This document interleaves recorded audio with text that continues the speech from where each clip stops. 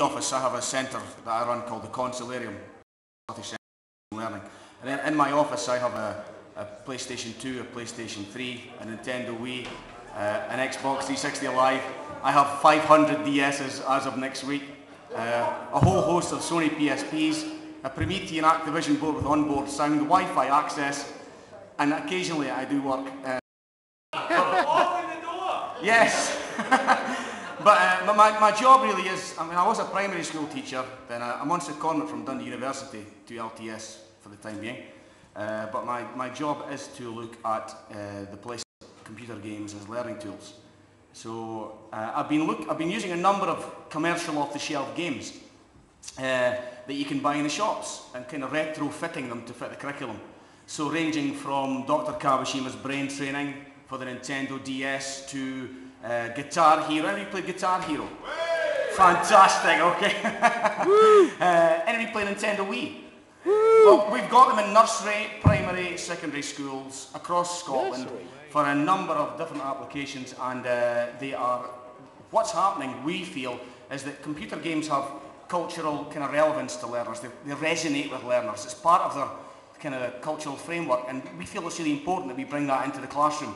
So a number of games that we are using, well, one of the games I'm using at the moment is Phoenix Wright. Have you played Phoenix Wright for the Nintendo DS? Yes. Yes, over here. We've got a Phoenix Wright player over here. How are we getting on, Ewan, with the... Yeah, I'm just loading your PowerPoint. It's not... No, I am not using PowerPoint. You're not doing it? I know. I was told not to. And Ewan told me, just use the files. It will be raw. Yeah. So, go raw. You've got 5 minutes. Okay, right, guys. Right. Okay, here's the, as I said, I work for LTS. Hopefully the web's going to work here.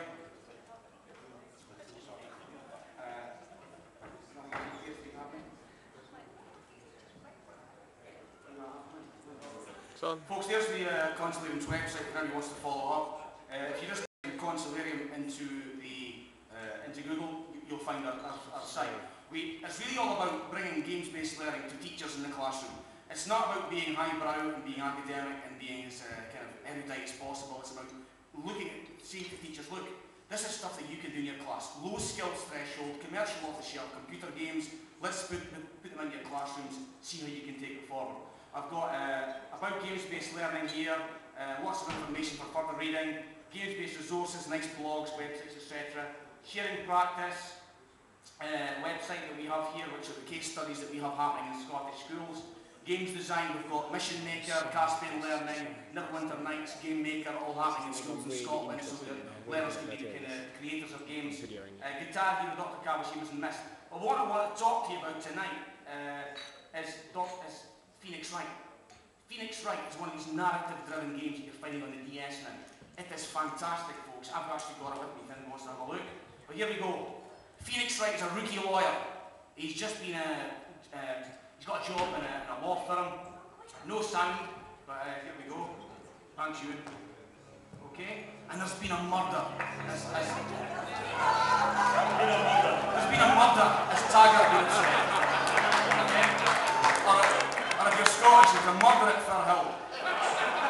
He says there's murder there every week. Okay? But what happens is, what you do is Phoenix Wright, a narrative-driven game. When you get into this game, and it's text-driven, but what happens is Phoenix Wright, there's tons and tons of characters in there that you've got to investigate. You've got to work out what's happened, and what you do is you go to court.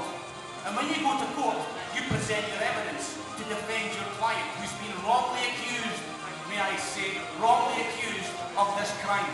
And what you do is, if Miles Edgeworth, who is your opponent in the courtroom, if he says something to put your client down, you've got to shout into the DS. And I was going to bring it up, I got caught short there. You shout, "Objection!" into the DS. And the DS picks up your voice and says, well, what is it? What have you got to say? Anyway, enough about the game. Let me tell you what we've done. I gave Bonus Academy, the S2 class in Bonus Academy, I gave them 20 Nintendo DS's. A small part of my 500 cash, I may say. And I gave them 20 copies of Phoenix Wright. And what they did was, it's a fast-track English class, really kind of high, this group was kind of like high flyers, high attainers. They were studying the Merchant of Venice. But this didn't impact on what they did with the Merchant of Venice. They got the Nintendo DS home for homework. And they got Phoenix Wright home for homework. And the challenge was complete chapter 1 before Friday. 100% homework. Okay, 100% homework. But what the teacher did was, let me just show you what we've done. I've actually gone back to capture this as video asset so I can put it on the Consolidate site to share it with everyone. Scottish slip of the tongue. But there's some of the girls and the boys there playing Phoenix Wright with the Nintendo DS. And what happened was, the school teacher wasn't a big games fan. She couldn't believe what happened. Here's she at last. Let me just show you this here. This is they'll be doing character sketches in terms of English language and S2. Character sketches for the characters in the game. They have been writing drama scripts for when you go to court, and Phoenix Wright actually defends his character.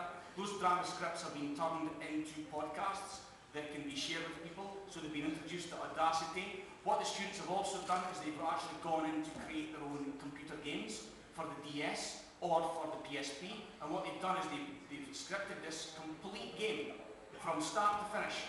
Plots, power-ups, what will happen when you go into the game, how you will actually improve your character, etc. They've done tons and tons of stuff that has supplemented the core English curriculum in their classroom. What we've done here is, how have I got you? 1 minute. Let me just show you this, folks, right? These video assets will be available very soon, but the students actually designed their own games, and here is, what's it called now? Pointed Toes Dance Academy. I thought this would be for the gents in the audience. Okay? Oh, that's the wrong video. Let me just show you this. Listen to the girls. But the thought that has gone into this, the complexity is fantastic. And I think I should be their agent. And I'm going to pitch this to Nintendo. I think this could be a winner. Okay? Pointed Toes, folks. Dance Academy. Our game is called the Pointed Toes Dance Academy. And the first thing you do when you put the game in and it loads up is you create your little girl. And you create like her eyes and her lips and her face shape, and you can choose her name and her general body shape as well. And also, because it's a dancing game, you can choose her instinct, which is what part of your foot. When you've created your little girl, you automatically you decide what 3 types of dancing she's going to do. There's a list of 12 and you choose 3 out of the 12. And you automatically get a basic dance shoe and a basic outfit for 3 dance types that you've chosen. Folks, just to say, I was amazed at the complexity that went into this game. And just to finish off, what happened was, I only gave them 20 Nintendo DS's in a secondary school in Bo'ness, just in Falkirk, in Scotland. And a petition was raised by the rest of the children in the school to be presented to the head teacher to say, why are we not getting the Nintendo? Okay, so what we're basically saying in Scotland is kind of possibly progressive, forward-looking, particularly with LTS in terms of what we're doing, looking at these devices to say, this is the kind of stuff that children are using out with school. And it's really important, they're fantastic devices. The games that I've actually got a pile of games with me today. It's a pity I didn't get a chance to speak earlier, maybe folks have had a look at them. But the games are fantastic, rich learning resources, folks. And I think you just miss that kind of interactivity. So thanks very much for the opportunity to speak tonight. And